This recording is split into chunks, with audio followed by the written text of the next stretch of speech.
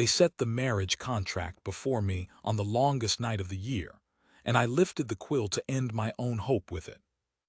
The parchment smelled of a rival holds wax, and the ink they'd brought was Ashfin ink, thick and black, made to last centuries. That was the kind of thing my council thought of. A marriage meant to last centuries, sealed in ink that would not fade. I turned the quill in my fingers and did not sign, and around me the great hall of the Greyhold went about its long night business.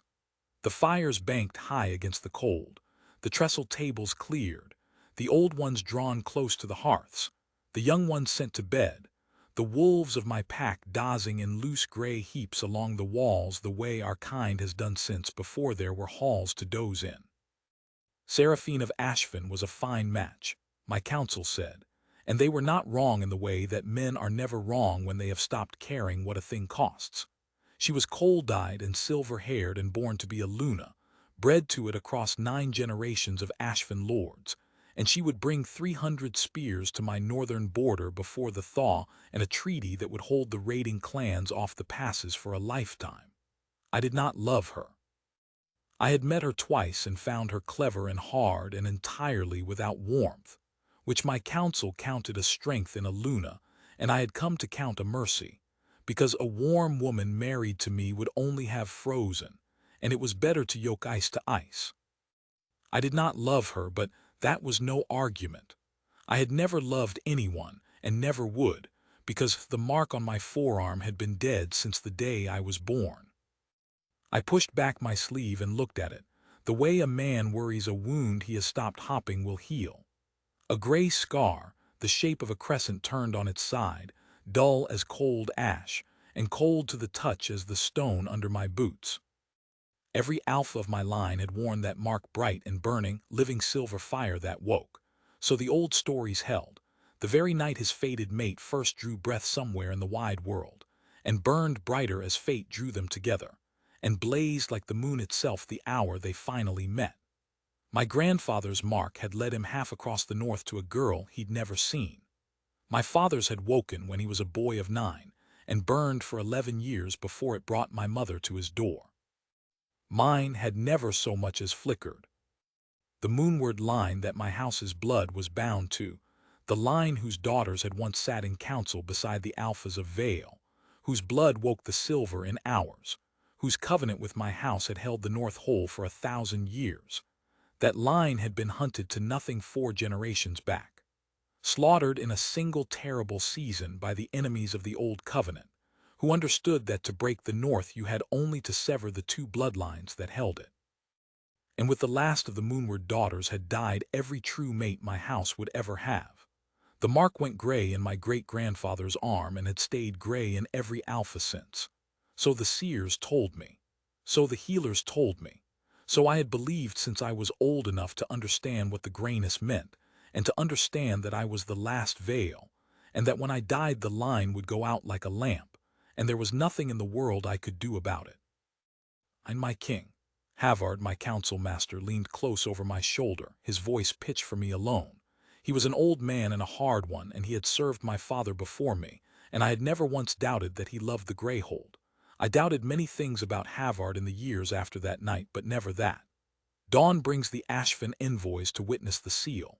A dead mark is not a reason to leave the Greyhold without a Luna, and a Luna is not a reason but a need. The pack must have an heir. The border must have those spears. You have done the North the honor of choosing well and coldly, and no man will fault you for it. Sign, and let it be done, and let us all sleep. I dipped the quill. And across the great hall, at the very edge of the firelight where no lord's eye ever traveled, a woman in gray wool set a warm cup down beside blind old Bran, and folded his ruined fingers around it so that he would not spill it in the dark he lived in. I have tried many times since to understand why my gaze caught on her in that particular moment. Out of the 1,000 moments I might have looked and did not. I think it was only this, that I was signing away the last of my warmth, and there she was, carrying warmth across my hall, and the 2 things touched in me like flint and steel. She was the honey woman. I knew that much, the way I knew the names of my hounds, a fact held without weight. She kept the bees in the walled south garden, the old bee court that had stood since the founding, and she drew the combs at the turn of autumn, and all through the killing cold of the northern winter she carried sweetened draughts to the sickroom and the nursery and the cold lower halls where the old servants shivered out their last years. Elspeth, the kitchens called her when they had cause to call her anything, which was seldom. She wore gray wool and a plain linen kerchief and no ornament at all, and she moved through my hold the way warmth moves through a cold room, felt everywhere, marked by no one. I watched her tuck a fur higher on Bran's shoulder.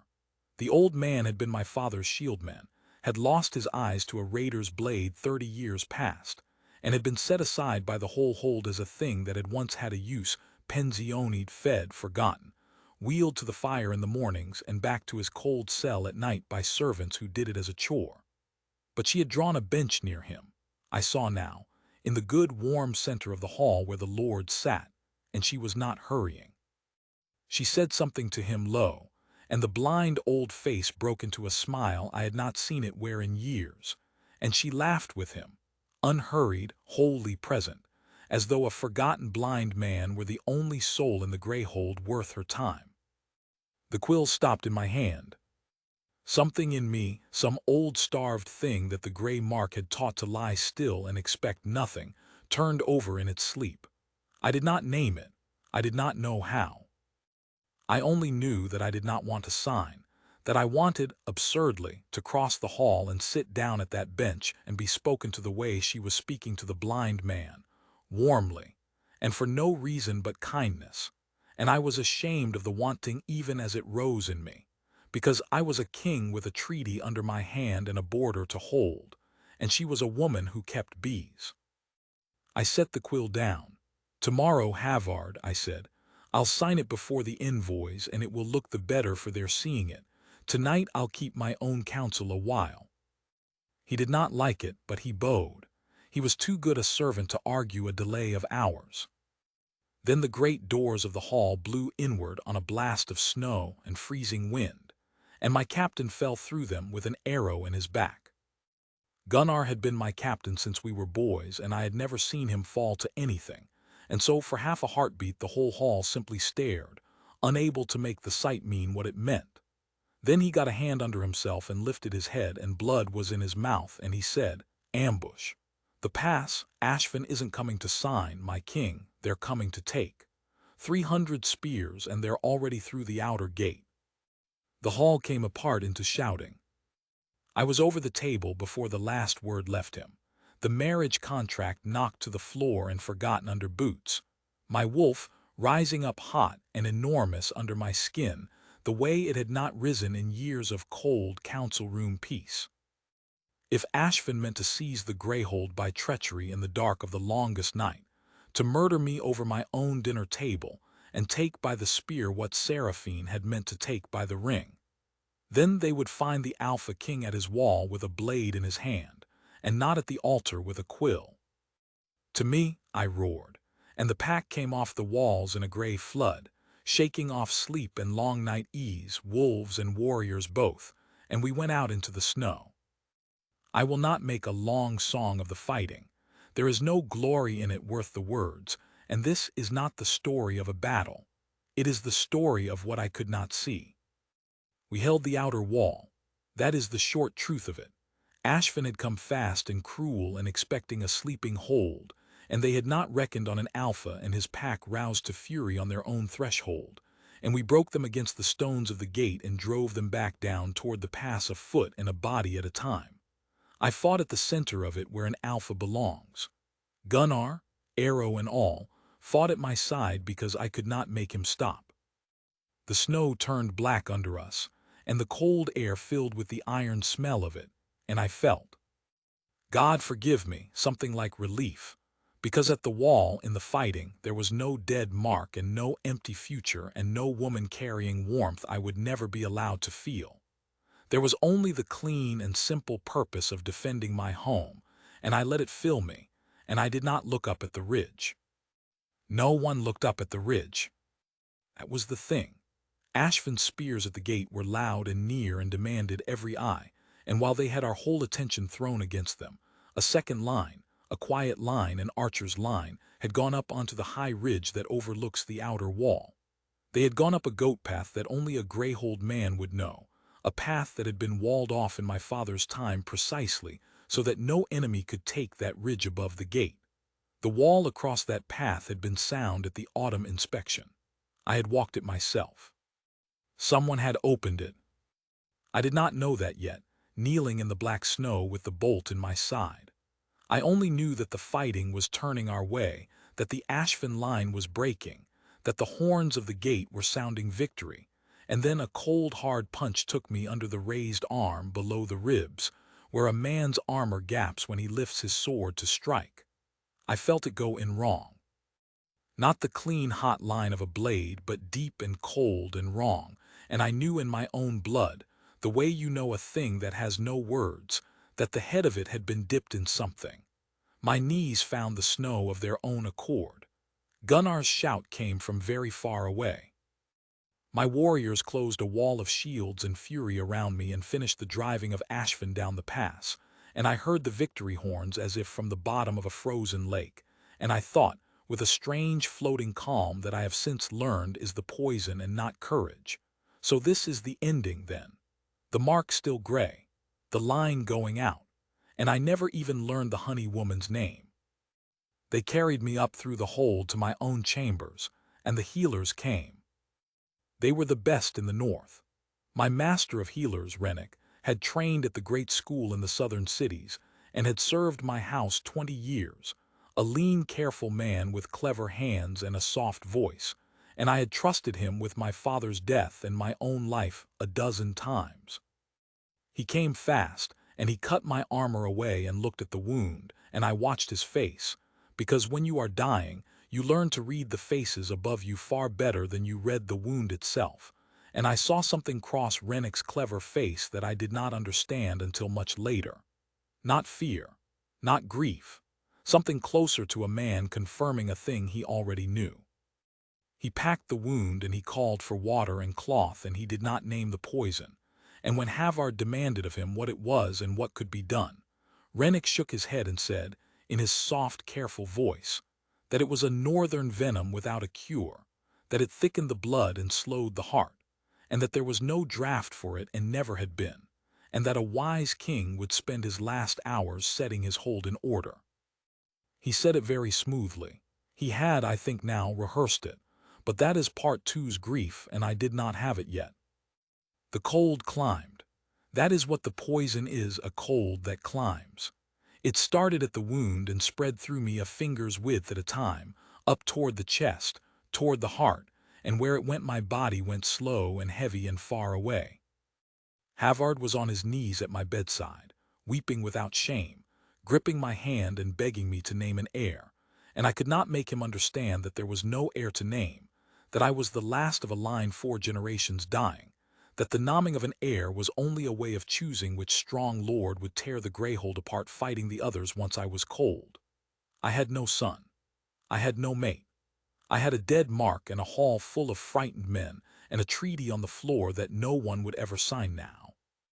The healers stepped back to let a king die with dignity. That is the phrase they use. It means they have given up and want to be gone from the room before the last of it.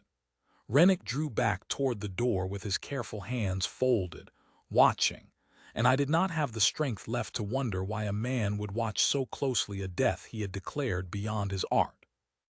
And then from the doorway, lo, let the honey woman through. She keeps a draught for the pain at least. Let her come. Let the king have some sweetness at the end. It was a kitchen servant's voice, half afraid it had spoken above its place. Rennick made a small sound of contempt. Havard, past caring, waved a hand. Let her, let anyone, what does it matter now? And the crowd of lords and healers parted, and she came to the side of my bed with a small cup held in both hands, and no fear in her face at all. That was the first thing. That was the thing that reached me even through the climbing cold. A serving woman stood at a dying king's bedside in a room full of terrified great lords, and she did not tremble, and she did not stare at the crown on the table or the ruin of the man in the bed. She looked at me, at the man, not the king, and then at the wound, and something in her went very still and very certain, the way a healer's whole self goes still in the breath before the hands begin their work. Her eyes were brown and steady and terribly, uselessly kind. "Drink, my lord," she said. "It's honey and heartsease and a little of the mountain poppy for the pain. It won't turn the poison back, I'm sorry, but it will soften the road." I could no longer lift my own hand. She saw it, and she did not make a show of it or wait for a servant. She simply slid her free hand under my head gently, as she must have done 1,000 times for the old and the dying of my hold that no lord ever thought about, and she lifted me enough to drink, and held the cup, and it was warm, and it was sweeter than anything had any right to be in that black hour, and her hand under my head was steady where the whole world had begun to shake and recede. When I had drunk it, she did not step back the way the healers had. She set the cup down on the table beside the crown, as though the two were of a kind, and she looked at the packed and seeping wound in my side, and her brow drew together, and I watched her make a decision that frightened every soul in that room except her. "There's an old way," she said, half to herself, in the voice of someone reaching for a memory from very far back. "The woman who raised me kept it, for poisons the healers can't name." She lifted her steady eyes to Havard. "I need his blood on my hands and my blood on his wound.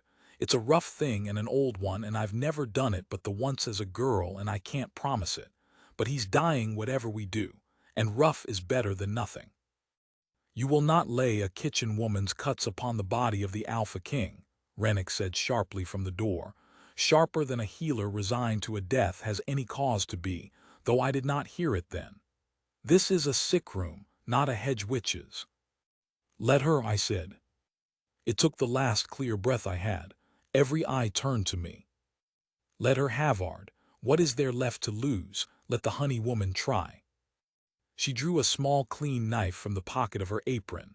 A honey knife, thin and short, for cutting comb from the frame, and she opened a line across her own left palm without so much as a catch in her breath. Then she pressed that bleeding palm flat against the poisoned wound in my side.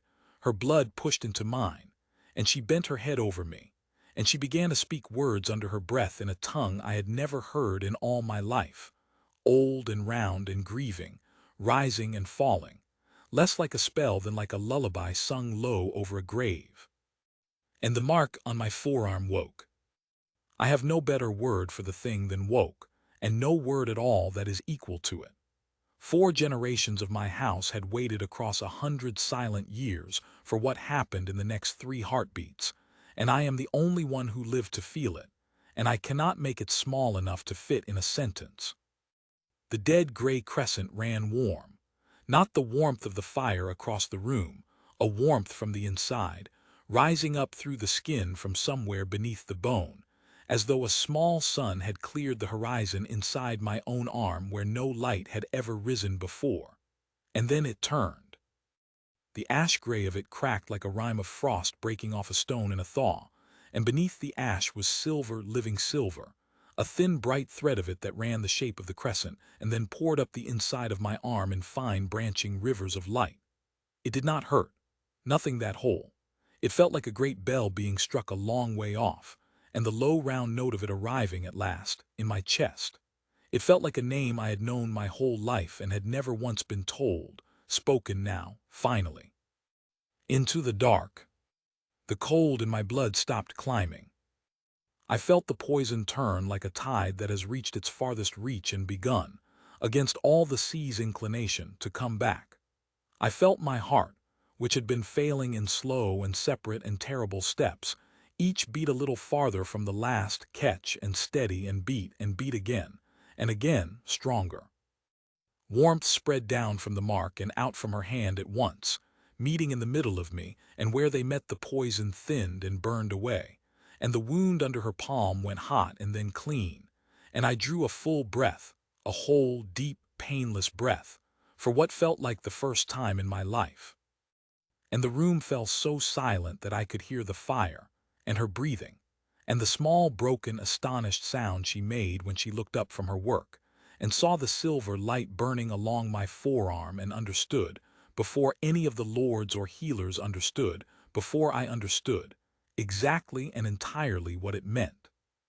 Her cut hand was still pressed to my side, and through the mingling of the blood, I could feel her now the way the old story swore a man feels his fated mate, and I had spent my whole life believing I never would. Not a thing seen, a thing known, a warmth settled behind the ribs, a certainty older than either of us, a recognition that had nothing to do with her face or her voice or the day just past, and everything to do with something written into the two of us before we were born. My wolf, which had been mateless and silent every day of my life, lifted its head inside me and knew her, not with a howl, with a homecoming so quiet that it undid me more completely than any howl in the world could have. "You," I said. She had gone white to the lips. "My lord, I don't understand what." "The mark is dead," Havard said, starring, his old face gone slack. "The mark has been dead 100 years. It has been dead since before I was born. It cannot." "Look at it," I said. He looked. They all looked. There is no arguing with living silver fire, and there was no lord in that room, however hard, however schooled in doubt, who could look at my arm and go on saying that the honey woman was only the honey woman. And in the doorway, where he had been carried to keep vigil for the king he'd served, blind old Bran, who could not see the light on my arm, who had heard only the terrible silence and the one word I'd said, "You," and some catch in the honey woman's breathing. Old Bran put his face in his ruined hands, and began, very softly, to weep. "Bran," I said. "I carried her in," he said, "not to me. To the room, to the air, to the moon behind the clouds. Merciful moon above us. I carried her in myself, 30 years gone, wrapped in a beekeeper's veil so the hunters at the gate would take her for a serving girl's dead babe and let her pass. Your grandmother, the old dowager Isolde, moon keeper, took her from my arms with her own 2 hands. We hid her where no lord and no hunter would ever think to look for the last daughter of the moonward line, in the kitchens, among the pots and the smoke, with the bees, the least marked place in the whole greyhold. And we told no living soul, not one, so that the secret would die in us and the child would live." He turned his blind face toward the sound of her breathing, and the tears ran down into his gray beard. "She doesn't know, my king. She has never known. We meant her never to know. We meant her to keep her bees and grow old safe, and unhunted and free."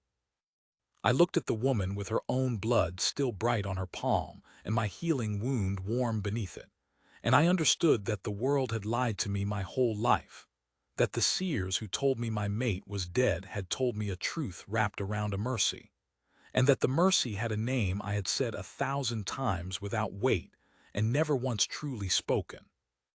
"Elspeth," I said. Her name. In my whole life I had never said it. It came off my tongue like the truest word I had ever spoken, and the silver on my arm brightened when I said it, as though it, too, had waited a very long time to hear her called by name. "That's not," her voice broke at last on the wonder and the terror of it. "My lord, I keep bees. I'm a kitchen woman. Whatever this is, whatever's happening to your arm, I can't be. I don't have any blood, I'm a foundling, I was left at the kitchen door, I'm no one's. You just called a dead man back over his own threshold with your own blood," I said gently as I have ever said anything.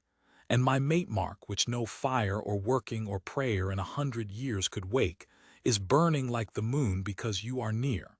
You are precisely what the mark says you are, Elspeth. There is no unmaking it now." And then I made myself stop and say the next thing, though every starved and waking part of me wanted only to reach for her, because a lifetime of dead gray emptiness had taught me one hard truth about hope, that it must never, ever be taken by force or it turns in your hand to something else. But knowing what you are and choosing what you are, those are 2 different roads, and no one alive will make you walk the second. Not the mark, not the covenant, not the whole grieving North, not even me. You saved my life tonight, and I owe you your freedom before I owe you anything, and I will not spend the first hour of it putting a crown on your head against your will." She stared at me as though I had spoken in the old round tongue myself. Whatever a foundling honey woman expects to hear from a king whose life she has just saved, it was not that. and I watched something in her face, some braced and waiting thing that had spent a lifetime being overlooked and had learned to expect nothing better. I watched it waver, for the first time, toward belief. The poppy and the healing and the long day took me down into sleep then, real sleep, true and dreamless and deep. The first such sleep, I think, in more years than I could count. And the last thing I knew, before the dark closed warm over me, was her hand still resting against my side, and the silver light of the mark laid soft across the ceiling of my chamber, lighting the room where I had thought to die with the quiet of moonlight on still water. I woke to gray dawn and the smell of beeswax, and for one long, unguarded moment I did not remember that anything had changed. Then I lifted my arm off the coverlet to shade my eyes, and the light moved with it. The mark burned soft and silver in the morning gloom. Not the blazing thing of the night before, it had settled, the way a struck bell settles from its first great note into a low steady humming that you feel more than hear, but living, unmistakably living, a thread of moonlight run through my own flesh.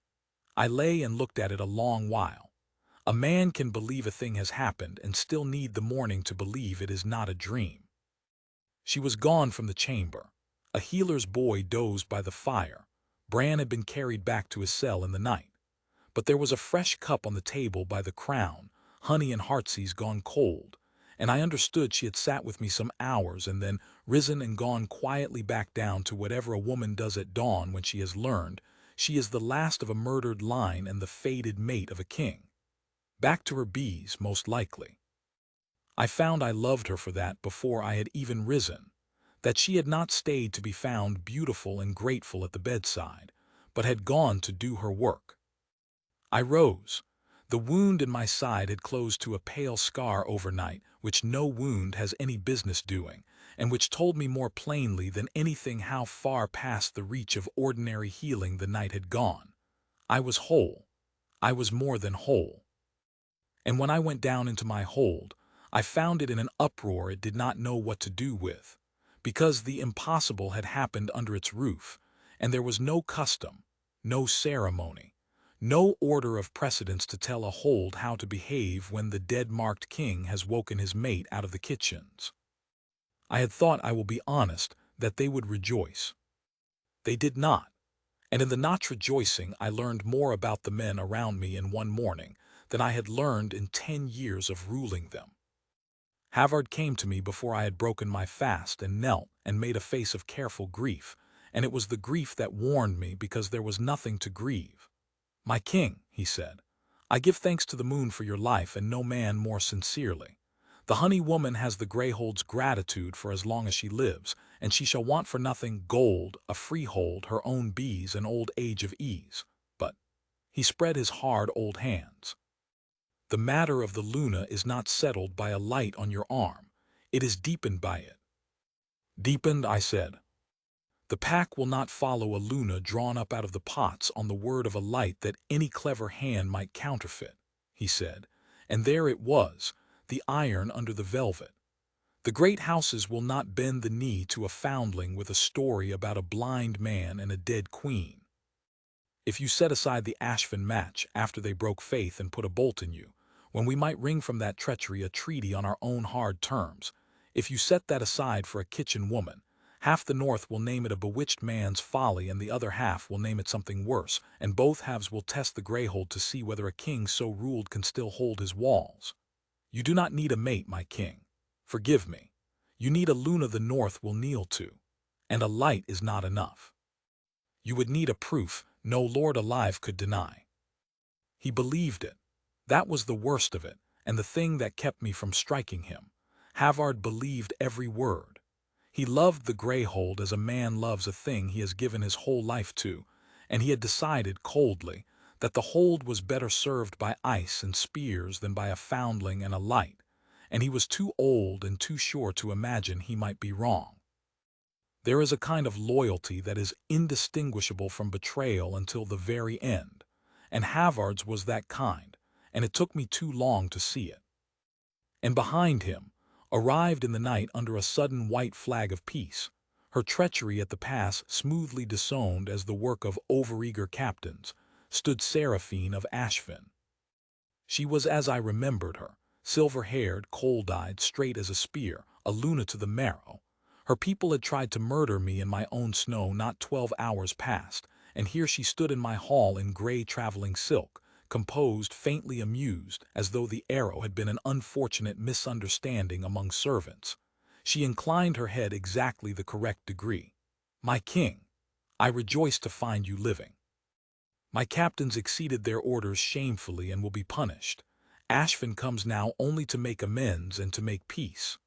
Her pale eyes moved past me, unhurried, to the edge of the hall, where Elspeth had come in from the cold with her cut palm bound in clean linen, snow melting in her hair, a basket of the winter combs on her arm, summoned, I think, only by the news, not knowing what she was walking into.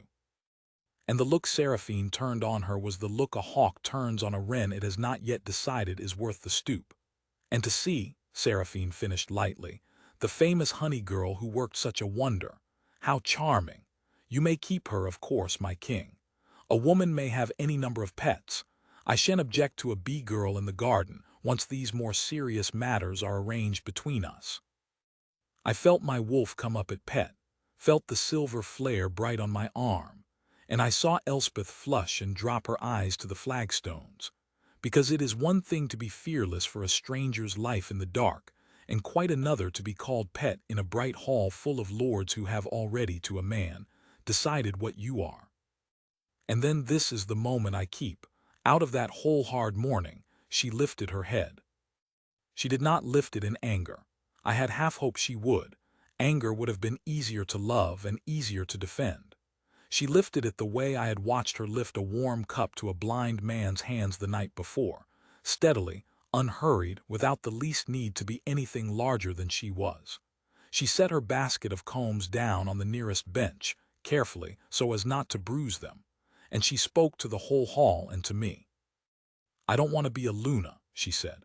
Her voice was quiet, and it carried, the way quiet things carry in a room that has gone still to hear them.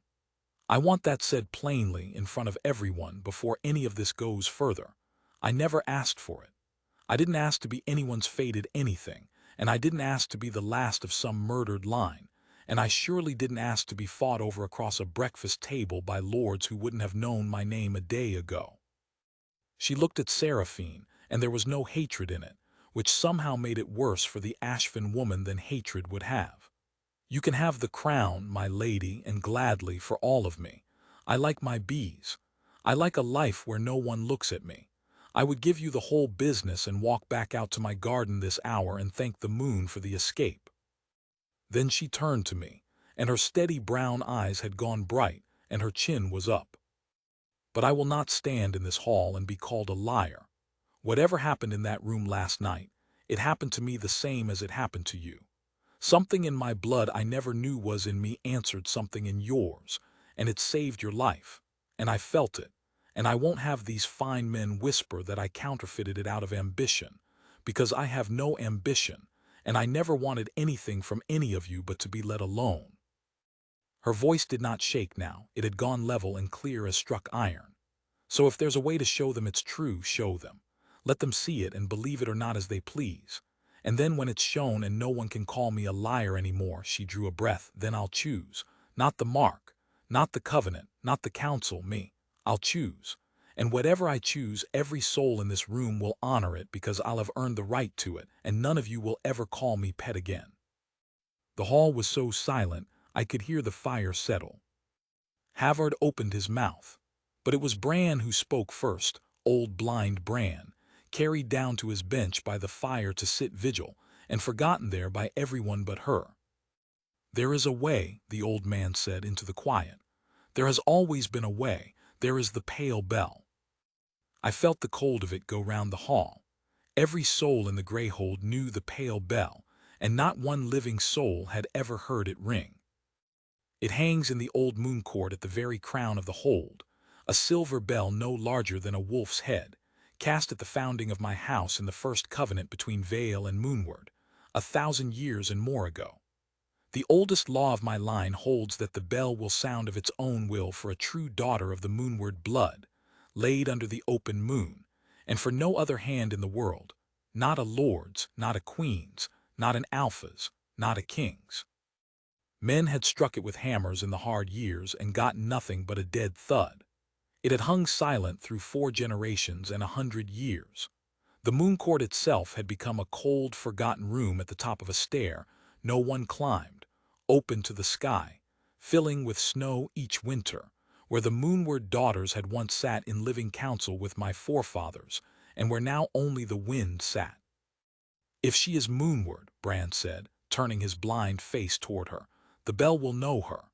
And if the bell rings, my king, if the pale bell rings after 100 silent years, then there is not a lord in all the north who can name it a trick, for no hand in the north has been able to wake it in living memory, nor in his father's memory, nor in his father's."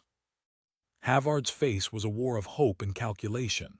Seraphine had stopped, very slightly, smiling. "And if it does not ring," the council master asked, "trust Havard to ask that." "Then I am what you all say I am," Elspeth answered him before Bran could, quite calm, "and I'll go back to my garden and you may have your Ashfin wedding with my blessing, and I'll not say one more word about any of it as long as I live." She looked at me, only at me. "That's fair. Tell me that's fair." It was the last thing on the earth I wanted, to stake her, to stake the waking of my whole dead life on a bell that had never once rung. But I had told her in the dark that the choosing would be hers wholly, and I meant to be a man who kept the promises he made in the dark when the bright morning came to test them. "It is fair," I said, and then, because I would not have even a fair thing turn into a trap, "but hear me, all of you, and mark it. Whatever the bell does or does not do tonight, this woman gave her own blood to call me back from a death your best healers had given up on. She has the freedom of the Greyhold and my protection to the end of her days regardless of any bell, and the next man who names her pet under my roof will answer to me for it, and it will not be a matter of words." I did not look at Seraphine when I said it. I did not need to. I heard the small, still silence where her amusement had been. We climbed to the moon court at moonrise. The whole council came, and half the hold crowded the long, cold stair behind us to see the thing that could not happen. It was bitter at the top, far colder than the halls below, the wind coming clean off the mountains through the open roof. Snow lay in old drifts along the stone benches where the moonward daughters had sat in the good years. Benches worn smooth by 1,000 years of them, and then abandoned to 100 years of weather. And in the center of the court, under the open sky, hung the pale bell, small, silver, dead and dull as a stone, on a beam gone silver-gray with age. The moon came up over the eastern peaks as we gathered, huge and white and terribly clear, the way it only comes in the deep of a northern winter, and it filled the ruined court with a light so clean it was almost a sound. And the bell hung in the middle of that flood of moonlight, silent, as it had hung silent all my life. I will tell you now the thing I did not know as we climbed, and learned only in the moon court, because it belongs here, where it fell. Rennick had come up with the council, my master of healers, lean and careful and soft-voiced, 20 years in my house. He had said little all that long strange day, and I, fool that I was, had thought nothing of it. But as we gathered in the cold, blind Bran, who had been carried up the stair on a chair by 4 grumbling servants because he would not be left below, blind Bran lifted his ruined face and turned it slowly across the crowd, the way he does when he is listening past what a man says to the way a man breathes, and he went very still and he said quietly to me, "My king, the healer is here, Rennick.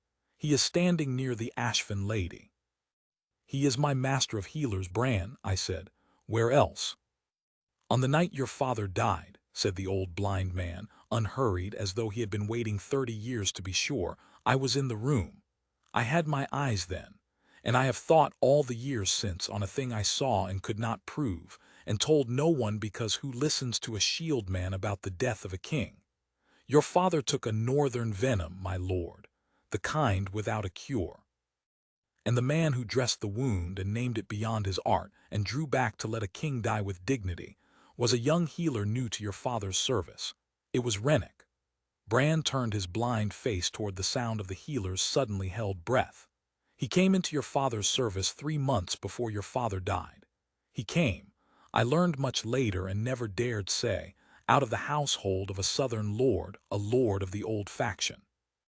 The faction that hunted the moonward line to its death, because a vale with no living mate is a vale line that ends, and a north with the covenant broken is a north that can be swallowed piece by piece.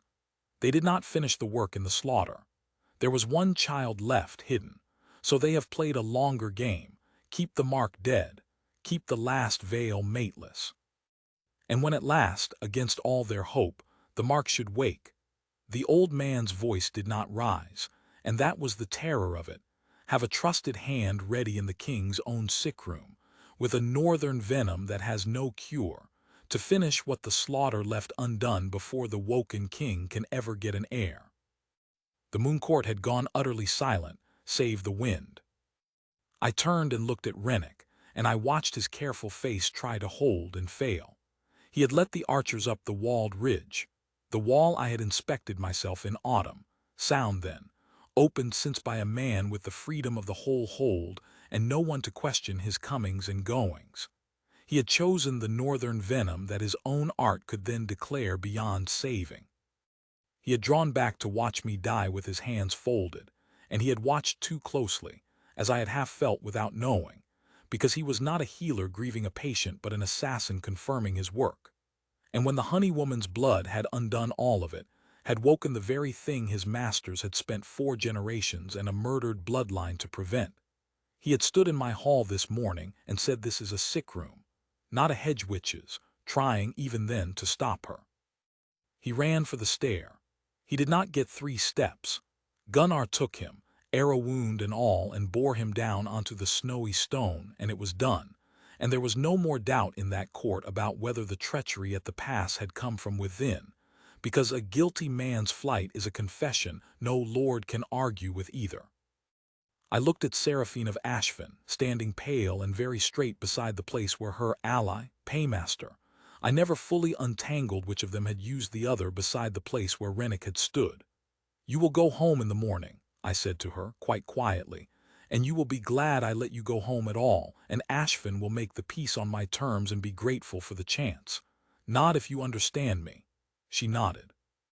She was a hard woman and a proud one, but she was not a fool, and she had just watched her whole long patient game come apart on the strength of one blind old man's memory, and she knew when the board was lost. I turned back to Elspeth and found her white-faced and shaking, not at the bell now, but at all the rest of it, that the poison in me had been meant for me, that she had been hidden as an infant not from a general misfortune but from a hunt that was still going on, that she was not a lucky foundling with a strange gift, but the last living target of a patient 4-generation war. It was a great deal to lay on a woman who had wanted only her bees. I would have spared her all of it if I could. I could spare her none of it. All I could do was what I had promised. "You don't have to," I said to her, low, in front of all of them, silver mark and all. "Elspeth, look at me. None of what these men want changes what I told you in the dark. If you would rather the garden, if this is more than you ever asked to carry, and by the moon it is more than anyone should be asked to carry, then say the word, only the word, and we go down these stairs right now. The bell can stay silent till the mountains fall, and I will spend the rest of my reign keeping you safe and free and unhunted and let no crown near you ever again. I will not lose you to a throne you never wanted. That is my choice, do you hear me? Before I choose you, Luna, I choose you free." Something moved through her face when I said it. I have gone over that moment 10,000 times in the 7 winters since, standing in the cold with the moon on the snow, and I am as sure of this as I am of anything. It was the freedom she chose, not the crown. I think if I had commanded her to the bell, out of a king's need or even out of love, she would have gone back down to her bees, and she would have been entirely right to, and I would have deserved to lose her. But no one in her whole overlooked life had ever said a great thing wholly, truly, unconditionally into her own 2 hands and meant it. And that, it turned out, was the only key that fit the lock of her. She looked at me a long moment. Then she looked at old blind Bran, who had carried her enwrapped in a beekeeper's veil 30 years before and kept her secret so faithfully that keeping it had nearly let her be murdered ignorant, and who was weeping again now, silently, his blind face turned up to a moon he could not see. And something in her settled. "He carried me in," she said softly to me, but looking at the old man. "When I was a day old, everyone in this hold walked past him for 30 years like he was a piece of the furniture, and he sat there the whole time keeping the one secret that kept me alive, and never once let it slip, not for company, not for comfort, not to be thought important. And I sweetened his cup every night for years and never knew I was thanking the man who saved my life." Her voice thickened. "I'm not doing this for a crown. I'll say that plainly too. I'm doing it because I'd like just once for the truth of a person to be seen out loud in front of everyone, his and mine. He earned that. I think maybe I did too." She turned to the pale Belle. She drew a slow breath of the freezing air, and I saw the fear cross her face, not the fear of failing before the Lord's now, but the far greater fear of succeeding, of becoming forever the thing she had spent her whole quiet life not being. And then she unwound the linen from her own cut palm, and laid that bare, open, wounded hand flat against the cold, dead silver of the bell. For the space of one heartbeat, nothing. Then the pale bell rang. It was not loud. That is the thing no one who was not there will ever believe. They imagine a great crashing peal rolling off the mountains, and it was nothing of the kind. It was a single low note, deep and round and impossibly pure, and I knew it at once, and the knowing broke something open in my chest. It was the same note her voice had made in the old round tongue over my dying wound the night before. The bell sang the note of her blood. It went out over the ruined moon court and down the long stair and through the whole hold and out into the vast snow-hung silence of the northern night, and it did not stop. It hung in the air, feeding on nothing, needing no second strike, a sound with no ending in it, the note the Greyhold had been waiting 4 murdered generations to hear. And the silver of that sound woke the silver of my mark until my whole arm rang like a plucked string, and I saw the answering light break out along Elspeth's own bare forearm. The crescent, the moonward crescent, silver fire rising under the skin of the last daughter of the line, in the very place where she had lived 30 years, and never once known she carried it. The council went to its knees in the snow. Not one of them because I commanded it. I commanded nothing. I could not have spoken. They knelt because a man cannot stand upright inside a sound like that.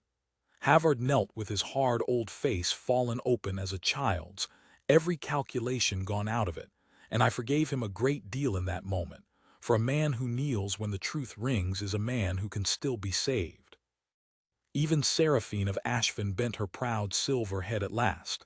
Not to me, never to me, but to the bell, and to the woman beneath it, because there are proofs in this world that pride cannot argue its way around, and a bell silent for 100 years finding its voice under a foundling's hand is chief among them. And Elspeth stood under the singing bell with the moon full on her, and the silver crescent burning up her arm and tears standing bright and unfallen in her steady brown eyes, and she was not afraid any more. That was the thing I saw.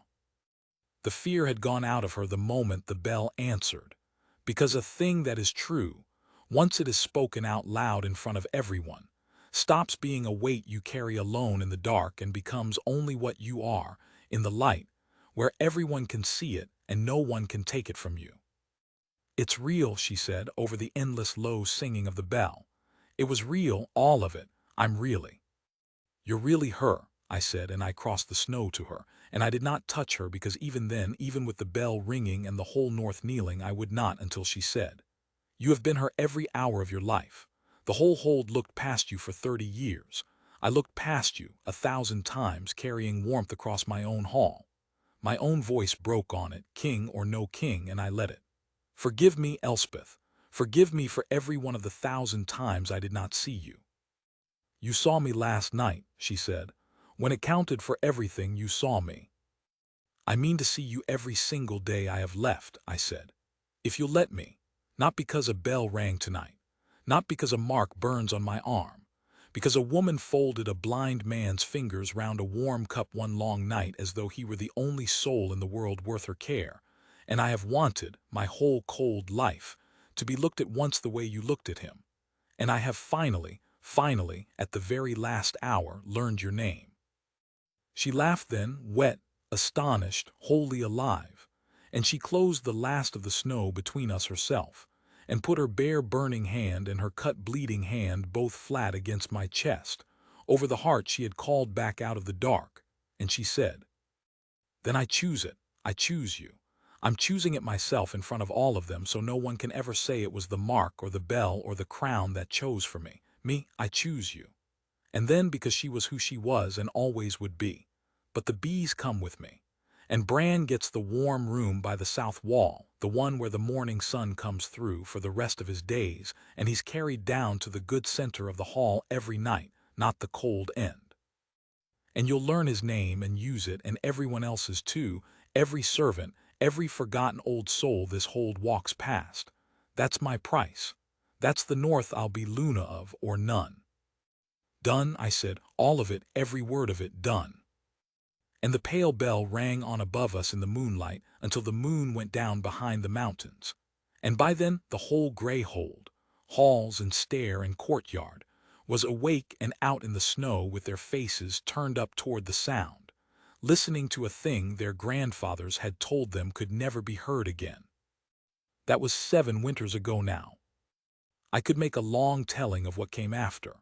Of the wedding, which was small because she wanted it small, the pack howling her name up at the moon in the old clearing, a sound to raise the hair on your arms. Havard, gentled and humbled by the thing he had so nearly cost the North, setting the Luna's plain circlet in her hair with hands that shook, and asking her forgiveness, and getting it, because she had more of that in her than any of us deserved. I could tell of the great houses of the North, who did not need to be commanded to bend, because a true moonward Luna restored to the Greyhold was a thing they had all prayed for in the dark without daring to say it aloud, and prayers answered do not need enforcing. I could tell of Ashfin sending its peace on my terms and keeping it, of the old faction in the South learning that their 4-generation patience had bought them, in the end, exactly the thing they had spent everything to prevent. I could tell of the covenant renewed, the moon court swept clean of 100 years of snow, the worn old benches filled again with living counsel, moonward and vale together, the North made whole in a way it had not been whole since long before I was born. I could tell of Bran, in his warm south room with the morning sun, living 3 more good years honored by name by everyone who passed him, and dying at last in his sleep with her hand in his, having been thanked out loud in front of everyone, exactly as she had promised. But none of that is the part I keep. The part I keep is this. Some mornings I wake before her, in the deep blue cold before the dawn, and I go down through the sleeping hold, past the sentries who name me now instead of only bowing, because she made me learn that a hold is its people and not its walls, and out through the frost to the walled south garden, where the bee-skeps stand in their patient rows under the rime. And I stand there in the cold with the silver crescent glowing quiet on my arm, the same low steady moonlight hum it settled into that first morning, and I watch the light come up gray and then gold over the eastern peaks. And after a while she comes out too, still in gray wool always, because she never did take to velvet and I stopped wanting her to, with a warm cup held in each of her hands. She gives me one. Honey and heartsease, the same as the very first, the night she called me back. And we stand together among her bees, the alpha king and the honey woman, and she leans her shoulder into mine, and neither of us says a great deal, because we have never needed to. The whole North knows her name now, and speaks it with reverence, and the bell has already rung once more softer, for the small dark-haired daughter asleep in the nursery who will one day sit in the moon court in her own right. But out here, in the garden, at the very edge of the dawn, she is still only the woman who was kind to a blind man when she thought no one important was watching, and I am still only the man who very nearly signed his whole life away one long winter night, over cold Ashfin ink, and looked up from the quill at the last possible moment, and finally saw her. That is the light I would not trade for any crown that was ever forged. It was there the whole time, carried quietly back and forth across my hall by a woman in gray. I only ever had to learn how to look.